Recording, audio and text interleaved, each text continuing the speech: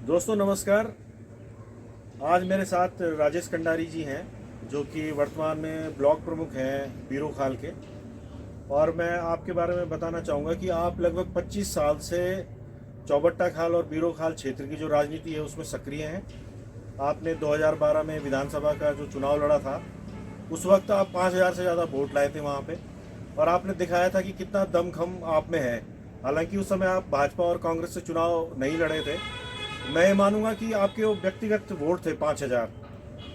कंडारी जी वर्तमान में कुछ समय पहले कांग्रेस में शामिल हुए हैं और दल बल के साथ शामिल हुए हैं। आपके साथ 40 से ज़्यादा प्रधान, क्षेत्र पंचायत, जिला पंचायत, आपकी जो धर्मपत्नी है वो भी इस समय जिला पंचायत सदस्य हैं, तो उनका भी अपना जनाधार है वहाँ पे, वो भी शामिल हुई हैं कांग्रेस में।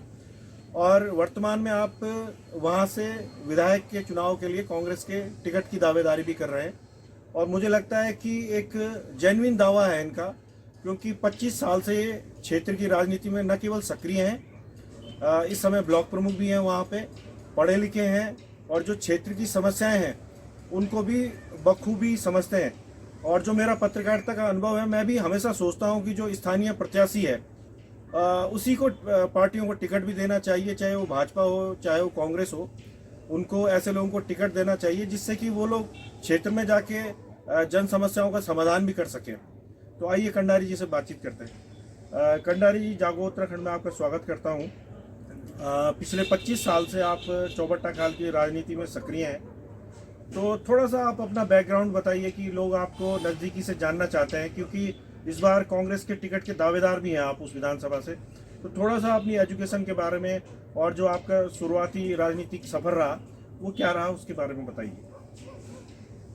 नेगी जी, मैं 1996 में जब हम लोगों ने पढ़ाई ख़त्म की, उसके बाद बल्कि हम कॉलेज में ही जब NSUI से जुड़े लोग थे, मैं छात्र राजनीति में भी रहा। और मेरी जो एजुकेशन हुई है बैजरोड से, जोगीमणि से, SUSI से हम लोगों ने पढ़ाई की है। उसके बाद मैं कुमाऊं विश्वविद्यालय से मैंने पढ़ाई की है, कॉमर्स की पढ़ाई मैंने की है। और हम वहाँ पे भी NSUI से जुड़े हुए थे। और 96 में जब सतपाल जी महाराज रेल राज्य मंत्री होते थे, उस समय उनके निर्देशन में हम लोगों ने यहाँ पे बीरो खाल में युवक कांग्रेस का गठन किया था।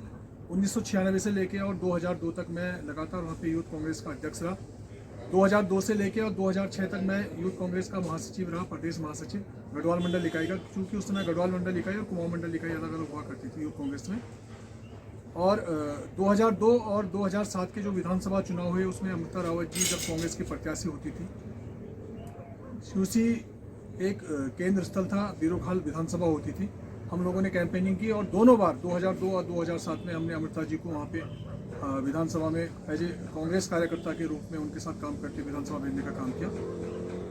राजनीतिक घटनाक्रम ऐसे हुआ कि 2007 के चुनाव के बाद 2009-10 में जब हमें लगने लगा कि अमृता रावत जी की गतिविधियाँ विधानसभा क्षेत्र में कम होने लग गई हैं, और चूंकि उस समय परिसीमन आयोग का भी वहाँ पे परिसीमन आयोग बैठा था, और बीरो खाल विधानसभा जो चौबट्टा खाल विधानसभा के स्वरूप में आ गई थी, ये लोग रामनगर विधानसभा चुनाव के लिए उनकी तैयारियां शुरू हो गई थी। हम लोगों ने बहुत बोला कि आप यहाँ पे अपना कांग्रेस से कोई स्थानीय प्रतिनिधि यहाँ पे विधायक के लिए तैयार कीजिए, और ये सीट कांग्रेस की परंपरागत सीट रही है, इस सीट को हम आसानी से अपनी झोली में कर सकते हैं, कांग्रेस का एक MLA यहाँ से बन सकता है। लेकिन घटनाक्रम ऐसे बना कि उस समय वहाँ पे कांग्रेस के से कोई स्थानीय प्रत्याशी कांग्रेस पार्टी दे नहीं पाई, चूँकि बीरो खाल और चाहे पोखड़ा हो चाहे एकेश्वर का रिंगवाड़ी जो न्याय पंचायत था वो हमारे पास था उस समय बीरो खाल विधानसभा में। उसके बाद पूरा एकेश्वर ब्लॉक और द्वारी खाल और हमारे जैरी खाल के लगभग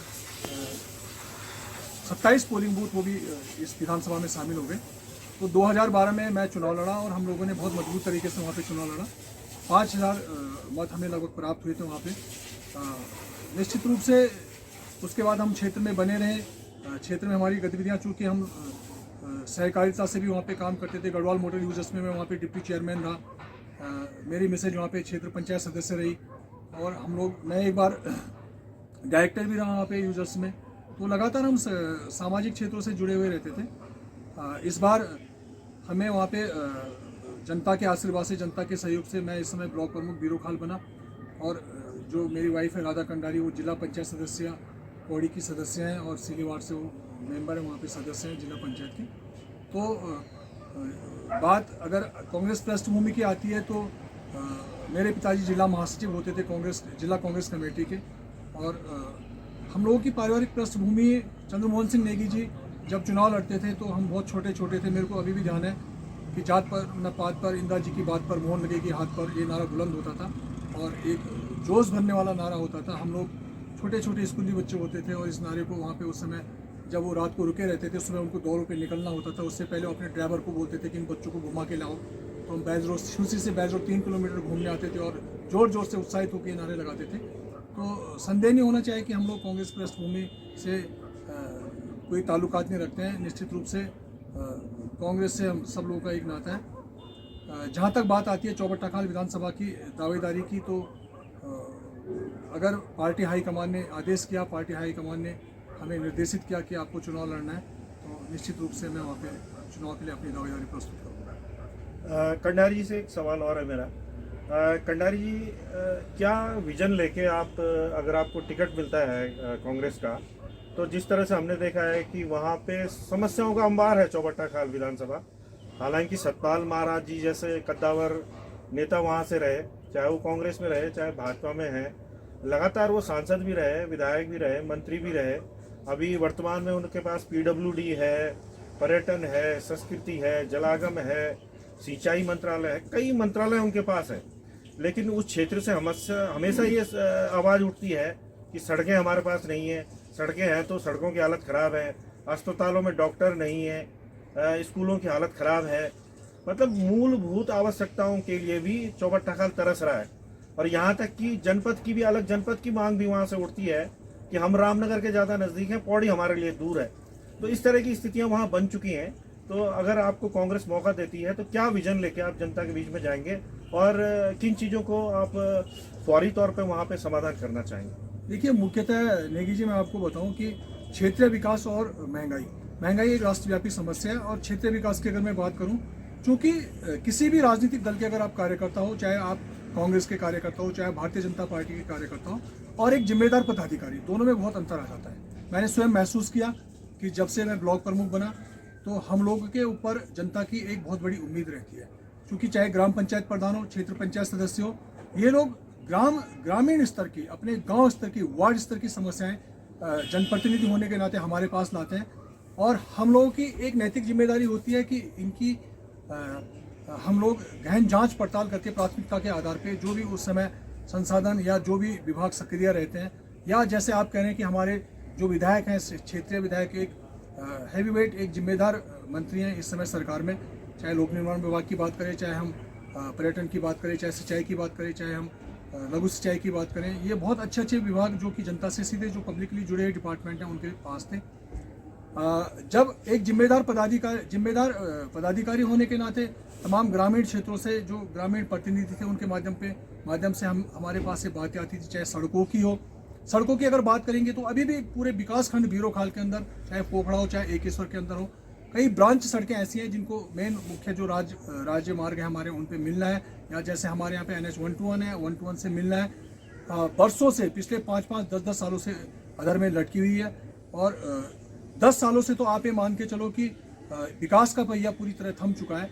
अगर मैं बात करूं बीरोखाल में ललितपुर पंपिंग पेयजल योजना की, एक बहुत प्रतीक्षित पेयजल पंपिंग योजना वहाँ पे बन सकती है। इसको खटलगढ़ नदी का पानी अगर हम सीधे कालिंका मंदिर में डाल दें तो पूरा रसिया महादेव का पूरा जो हमारा क्षेत्र है, चाहे वो कोठा और हमारा तिमली होते हुए सारा मंगरू, रसिया महादेव, नऊ, नागनी, जमरिया, जो भी सीली तल्ली, सीली मल्ली से पूरा ये पूरे विकास खंड का 1/3 हिस्सा इस पेयजल योजना से आच्छादित हो सकता है।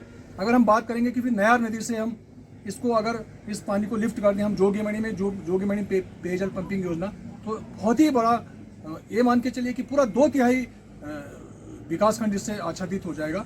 और अगर तीसरी जो अगर हम बेदीखाल पंपिंग समूह पेयजल योजना की बात करेंगे तो लगभग 54 ग्राम सभाओं को उससे पानी मिल सकता है। तो यानी कि अगर इन 3 महत्वपूर्ण लिफ्टिंग योजनाओं पे अगर वहाँ पे सरकार काम कर देती है, हमारे जनप्रतिनिधि, स्थानीय विधायक, जो हमारे मंत्री भी हैं, अगर ये काम कर देते, तो ये जो छोटी मोटी चीज़ें हैं जिन चक्करों में आज आम जनमानस को, आम ग्रामीण को, जो हमारे प्राकृतिक स्रोत हैं, जो कि बरसात में तो ठीक रहते हैं लेकिन गर्मियों के टाइम पे फिर वो सूख जाते हैं, उन पर निर्भर रहना पड़ता है। और प्लान का मुख्य वजह भी यही आती है। क्योंकि लोग आना चाहते हैं अपने घरों में, लेकिन किसी के पाँव में दर्द है, किसी का हार्ट की सर्जरी हो रखी है, किसी के गांव में पानी नहीं है, उनके पास अपनी गाड़ी सब कुछ है, लेकिन उनके गांव में जाने के लिए मुख्य रोड से और गांव की जो ब्रांच रोड बननी चाहिए, छोटी छोटी रोड जो 2 किलोमीटर की है, 3 किलोमीटर की बननी है, सालों से रुकी हुई है। तो ये तमाम चीज़ें जब हम दबाव हम महसूस कर रहे थे और बार बार अपने जनप्रतिनिधि को हम ये बातें बता रहे थे, चाहे वो सोशल मीडिया के माध्यम से बता रहे थे, ईमेल करते थे, उनसे व्यक्तिगत आग्रह करते थे। और सबसे बड़ी कमजोरी कि इनका क्षेत्र में आवागमन बहुत कम रहता है, 5-5, 6-6 महीने में जनता के बीच आते हैं। आम वोटर की, आम आदमी की जो ज़रूरत होती है कि उसको 24 घंटे सुख दुख में उसके साथ खड़ा होना पड़ता है। अस्पताल के मामले होते हैं, कहीं पे एडमिशन नहीं हो पाता अस्पताल में, कहीं पे अगर एडमिशन हो गया तो उसको खून की ज़रूरत पड़ती है। डॉक्टर एक डॉक्टर के पास 500-500 मरीज़ रहते हैं, एक दिन में 200-200 OPD उसे करनी पड़ती है, चाहे रामनगर का अस्पताल हो, चाहे कोटद्वार का अस्पताल हो। जब तक आप या तो व्यवस्थाएं बनाओ या व्यवस्थाएं नहीं बना सकते हो, तो जब तक ऊपर से किसी पावरफुल आदमी का अगर वहाँ पे फ़ोन नहीं आता है या किसी के बारे में कोई सिफारिश नहीं हो पाती थी तो उसको सुनते नहीं है। तो ये हम लोग बेसिकली लोकतंत्र में रहते हुए भी एक जो लोकतांत्रिक व्यवस्था के तहत जनप्रतिनिधि चुने जाते हैं उनसे बहुत दूर ये क्षेत्र हो गया था। तो ये तमाम वजह थी। अगर हम बात करेंगे वहाँ पे नहरों की, तो रोज़गार को रोकने के लिए, रोज़गार को बढ़ावा देने के लिए, स्वरोजगार को बढ़ावा देने के लिए कृषि और बागवानी एक बहुत अच्छा साधन इस क्षेत्र में है, इस पहाड़ी प्रदेश में है।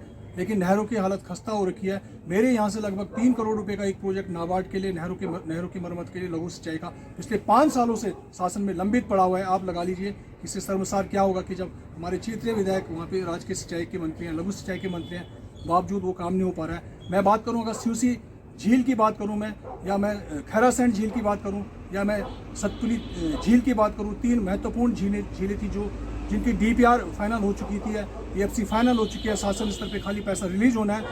सिवसी झील के तहत और खैरासैंड झील जो है, दोनों झीलों के तहत तो पैसा भी पड़ा हुआ है, लेकिन सरकार की मंशा निश्चित रूप से काम कराने की नहीं है। तो जब हमें ये लगा कि तकनीकी रूप से हम जब घुसे इसमें, हमने ये लगा कि इसकी DPR भी फाइनल हो रखी है, EFC भी फाइनल हो रखी है, उस साइड में पैसा भी पड़ा हुआ है, बावजूद उसके अगर आप काम नहीं करा पा रहे हो तो कहीं ना कहीं आप राजनीतिक रूप से अपने को परिपक्व महसूस नहीं कर पाते हो, अपनी पार्टी के अंदर, अपने दल के अंदर, अपनी सरकार के अंदर अपनी बातों को महत्वपूर्ण तरीके से रख नहीं पाते हो। तो इन सब बातों से क्षुब्ध होकर बहुत बड़े मानसिक पीड़ा को झेलते हुए सब लोगों ने निर्णय लिया कि हम इन सरकारों को आईना दिखाने का काम करेंगे, और सब लोग बहुत बड़ी संख्या में शामिल हुए। तो ये राजेश खंडारी जी थे। बड़ी लंबी बातचीत आपसे हो सकती है, कई और भी मुद्दे हैं वहाँ पे।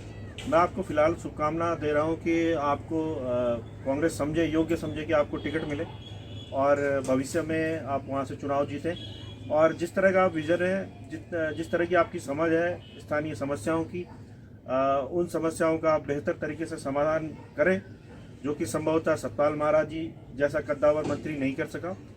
तो ये थे राजेश खंडारी, और फिर एक नई शख्सियत के साथ मैं आपके बीच रूबरू हूँगा। धन्यवाद।